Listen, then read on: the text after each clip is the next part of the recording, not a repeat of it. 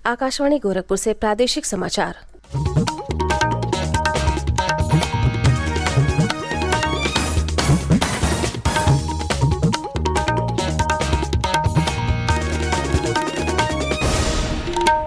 नमस्कार, समाचार बुलेटिन के साथ मैं सोनी निगम। पहले मुख्य समाचार। भाजपा के वरिष्ठ नेता सतीश महाना को विधानसभा अध्यक्ष चुना गया। मुख्यमंत्री योगी आदित्यनाथ ने कहा, श्री महाना का सर्वसम्मति से अध्यक्ष चुना जाना लोकतांत्रिक मूल्यों को मजबूती प्रदान करेगा। राष्ट्रपति रामनाथ कोविंद ने तीसरे राष्ट्रीय जल पुरस्कारों में सर्वश्रेष्ठ राज्य की श्रेणी में उत्तर प्रदेश को दिया प्रथम पुरस्कार। प्रधानमंत्री नरेंद्र मोदी 1 अप्रैल को विद्यार्थियों के साथ करेंगे परीक्षा पे चर्चा। प्रदेश के विभिन्न जिलों से छात्र छात्राएं भी कार्यक्रम में वर्चुअल माध्यम से जुड़ेंगे। और मुख्यमंत्री योगी आदित्यनाथ ने गोरखपुर महानगर में जल भराव की समस्या दूर करने के उपायों की समीक्षा की। कहा, जून से पहले पूरे कर लिए जाएं सभी निर्माण कार्य। स्वतंत्रता की 75वीं वर्षगांठ पर आज़ादी का अमृत महोत्सव के अंतर्गत प्रादेशिक समाचार एकांश आकाशवाणी गोरखपुर विशेष प्रश्नोत्तरी का आयोजन कर रहा है। इसके तहत हर सप्ताह बृहस्पतिवार को सुबह 7:20 पर प्रसारित प्रादेशिक समाचार बुलेटिन में श्रोताओं से देश के स्वाधीनता संग्राम और उसके गौरवशाली इतिहास पर एक प्रश्न पूछा जाता है। इस प्रश्न का सही उत्तर भेजने वालों में से एक भाग्यशाली विजेता के नाम की घोषणा अगले दिन शुक्रवार को समाचार बुलेटिन में की जाती है। आप भी हमारे इस क्विज का हिस्सा बन सकते हैं। अमृत महोत्सव क्विज श्रृंखला का अगला प्रश्न कल सुबह प्रादेशिक समाचार बुलेटिन में पूछा जाएगा। अपने जवाब हमें ईमेल ID airnews.gkp@gmail.com पर भेजें। जवाब के साथ अपना नाम, पता और फ़ोन नंबर अवश्य लिखें, जिससे विजेता बनने पर आपसे संपर्क किया जा सके। अब समाचार विस्तार से। प्रदेश विधानसभा ने कल सर्वसम्मति से सतीश महाना को अध्यक्ष चुन लिया। प्रोटेम स्पीकर रमापति शास्त्री ने श्री महाना के निर्विरोध निर्वाचन की घोषणा की। श्री सतीश महाना भारतीय जनता पार्टी से 8 बार विधायक निर्वाचित हुए हैं। मुख्यमंत्री योगी आदित्यनाथ और नेता प्रतिपक्ष अखिलेश यादव सदन की परंपरा का निर्वहन करते हुए श्री महाना को अध्यक्ष पद के आसन तक लेकर गए। मुख्यमंत्री योगी आदित्यनाथ ने सदन में अपने संबोधन में श्री महाना को अध्यक्ष निर्वाचित होने पर बधाई दी। उन्होंने विश्वास व्यक्त किया कि श्री महाना के लंबे राजनीतिक अनुभव का लाभ सदन को होगा। नेता प्रतिपक्ष अखिलेश यादव ने भी श्री महाना को अध्यक्ष निर्वाचित होने पर बधाई दी। उन्होंने भरोसा जताया कि श्री महाना की अध्यक्षता में विपक्षी दलों को अपनी बात सदन में रखने का पूरा अवसर मिलेगा। इस बीच विधानसभा में नवनिर्वाचित विधायकों के शपथ ग्रहण की कार्यवाही पूर्ण हो गई। प्रोटेम स्पीकर रमापति शास्त्री ने कल शेष विधायकों को शपथ दिलाई। मुख्यमंत्री योगी आदित्यनाथ ने विधानसभा में कल अपने संबोधन में कहा कि देश को अपने सबसे बड़ी आबादी वाले राज्य से कई अपेक्षाएं हैं और पक्ष और विपक्ष को मिलकर इन अपेक्षाओं पर खरा उतरना होगा। जनता कभी नकारात्मकता को स्वीकार नहीं करती, कभी नहीं। नकारात्मकता के लिए उसके हृदय में कोई स्थान है ही नहीं। जो सकारात्मक होगा, जो प्रगतिशील होगा, जो लोक कल्याण का कारक होगा, जनता उसी को अंगीकार करती है। नकारात्मकता जीवन में कभी प्रगति नहीं कर सकती है। सकारात्मकता से ही हम न केवल प्रगति के मार्ग को आगे बढ़ा सकते हैं, बल्कि सकारात्मकता के भाव से ही लोक कल्याण का मार्ग भी प्रशस्त कर सकते हैं। और आज जब देश की अपेक्षाएं उत्तर प्रदेश जैसे राज्य से हो, हरेक क्षेत्र में हो, दुनिया जब अपने द्वंद्व में उलझी हुई हो, उन स्थितियों में भारत से जो अपेक्षाएं हैं, भारत उस प्रकार की अपेक्षाएं उत्तर प्रदेश से रखता है।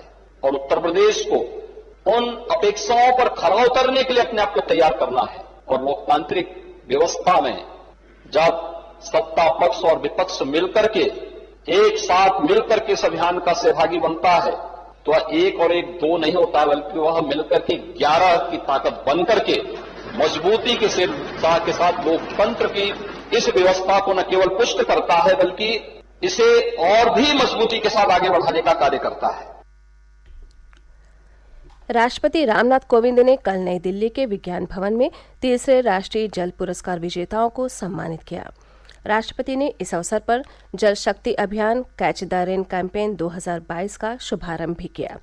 उत्तर प्रदेश को सर्वश्रेष्ठ राज्य की श्रेणी में प्रथम पुरस्कार प्रदान किया गया है, जबकि राजस्थान ने द्वितीय और तमिलनाडु ने तृतीय पुरस्कार प्राप्त किया।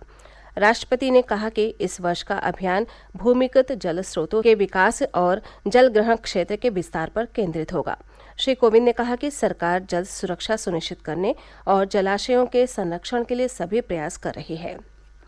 जल ही जीवन है। प्रकृति ने मानवता को जल संसाधन का वरदान दिया है। प्रकृति ने हमें विशाल नदियां प्रदान की हैं, जिनके तटों पर महान सभ्यताएं फली फूली। भारतीय संस्कृति में नदियों का विशेष महत्व है और मां के रूप में उनकी पूजा की जाती है। लोग प्रार्थना करते हैं कि उनके स्नान के जल में इन पवित्र नदियों की जल राशियों के प्रभाव का संगम हो।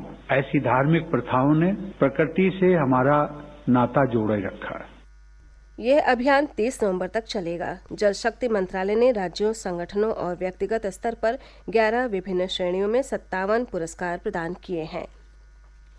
प्रादेशिक समाचार आप आकाशवाणी गोरखपुर से सुन रहे हैं।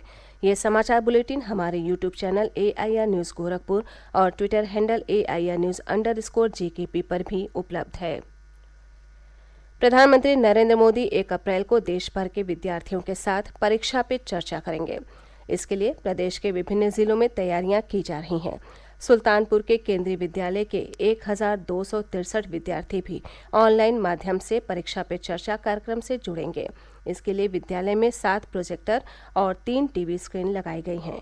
जिले के अन्य विद्यालयों को भी कार्यक्रम के दौरान केंद्रीय विद्यालय से जोड़ा जाएगा। मुख्यमंत्री योगी आदित्यनाथ से कल वर्ल्ड बैंक के लीड कृषि विशेषज्ञ एंड्रयू गुडलैंड ने शिष्टाचार भेंट की। इस अवसर पर कृषि विकास एवं ग्रामीण उद्यम पारिस्थितिकी तंत्र सुदृढ़ीकरण परियोजना के संबंध में प्रदेश सरकार और विश्व बैंक के साझा कार्यक्रम पर आवश्यक विचार विमर्श किया गया।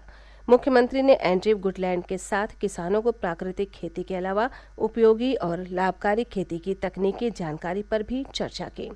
मुख्यमंत्री ने एंड्रयू से कहा कि किसान उत्पादक समूहों को प्रेरित कर कृषि आधारित उद्योगों को प्रोत्साहित करके किसानों की आय बढ़ाई जा सकती है।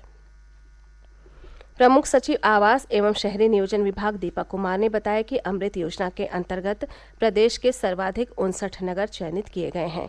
इनमें 34 प्राधिकरण नगर और 25 विनियमित क्षेत्र नगर शामिल हैं। उन्होंने बताया कि सभी नगरों की GIS आधारित प्रारूप महायोजना तैयार है।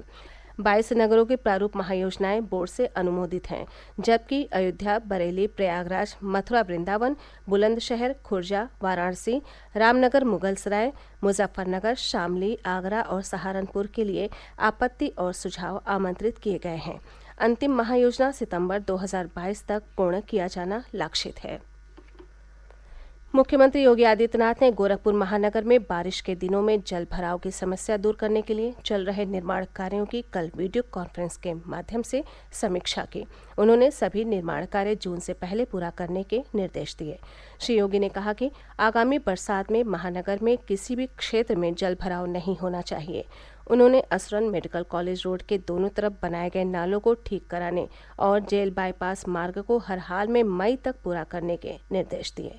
मुख्यमंत्री ने वाराणसी गोरखपुर मार्ग का निर्माण भी जून तक पूरा करने के निर्देश दिए हैं। काशी हिंदू विश्वविद्यालय ने PhD छात्रों के लिए टीच फॉर BHU नामक विशेष योजना की शुरुआत की है। इस योजना के तहत ऐसे छात्र जिन्होंने अपनी PhD थीसिस जमा कर दी हैं, उन्हें विश्वविद्यालय में 12 महीने के फेलोशिप का अवसर मिलेगा। इन 12 महीनों में विश्वविद्यालय और उससे संबद्ध महाविद्यालयों के साथ साथ आसपास के ऐसे स्कूल जहां वंचित वर्ग के बच्चे पढ़ते हैं, उन्हें पढ़ाने का मौका मिलेगा। जो छात्र अपनी PhD थीसिस जमा कर चुके हैं या अगले 6 महीने में जमा करने वाले हैं, इस फेलोशिप के लिए आवेदन कर सकते हैं। चयनित छात्रों को फेलोशिप की अवधि में प्रत्येक माह 46,000 रुपये दिए जाएंगे। अंत में मुख्य समाचार एक बार फिर। भाजपा के वरिष्ठ नेता सतीश महाना को विधानसभा अध्यक्ष चुना गया। मुख्यमंत्री योगी आदित्यनाथ ने कहा, श्री महाना का सर्वसम्मति से अध्यक्ष चुना जाना लोकतांत्रिक मूल्यों को मजबूती प्रदान करेगा।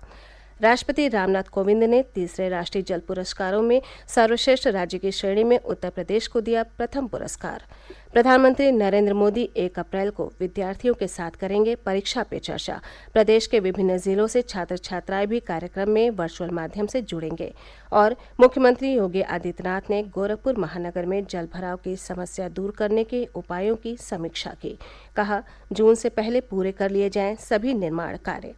इसी के साथ ये समाचार बुलेटिन समाप्त हुआ। नमस्कार।